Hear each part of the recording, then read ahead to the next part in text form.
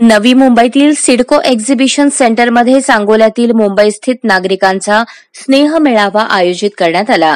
वारी आपल्या दारी संत तुकारामांचे समाज प्रबोधन घरोघरी हा उपक्रम या ठिकाणी मोठ्या उत्साहात साजरा करण्यात आलाय। राष्ट्रवादी अजित पवार गटाचे नेते दीपक आबा साळुंखे पाटील यांच्याकडून या भव्य सोहळ्याचे आयोजन करण्यात आले होते। या मेळाव्याच्या निमित्ताने राष्ट्रवादी अजित पवार गटातर्फे सांगोल्यातून लढण्याचे स्पष्ट संकेत देण्यात आलेत। त्यामुळे शिवसेना शिंदे गटाचे विद्यमान आमदार शहाजी बापू पाटील यांची डोकेदुखी वाढली आहे। दीपक आबा साळुंखे पाटील यांच्याकडून जोरदार शक्ती प्रदर्शन करण्यात आले। यावेळी कार्यकर्त्यांनी सांगोल्याचे फिक्स आमदार दीपक आबा साळुंखे पाटील असे पोस्टर देखील झळकावले। या मेळाव्याला मुंबई, ठाणे, रायगड, नवी मुंबईतील हजारो सांगोलाकरांनी मोठी गर्दी करत दीपक आबा साळुंखे पाटील यांना आपला पाठिंबा दर्शवला।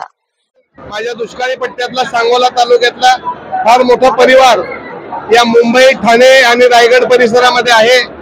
या सगळ्या मंडळींनी एक स्नेह मेळावा आयोजित केला होता आणि या इतिहासामध्ये पहिल्यांदाच संपूर्ण रायगड जिल्हा असेल, ठाणे असेल, पनवेल असेल, मुंबई, नवी मुंबई या सगळ्या क्षेत्रातील माझ्या सांगोला तालुक्यातील सर्व समाजातले घटक मंडळी मोठ्या संख्येने माझ्या माय भगिनी या मेळाव्याला उपस्थित राहिल्या आणि त्यांनी मला शुभेच्छा आणि आशीर्वाद दिलेला आहे। अशाच पद्धतीने या मुंबईतल्या सगळ्या मंडळींना आम्ही भविष्य काळामध्ये एकत्रित करून सांगोल्याची एकजूट आम्ही निश्चितपणाने ही मूठ बांधण्याचं काम मी भविष्य काळामध्ये करणार आहे।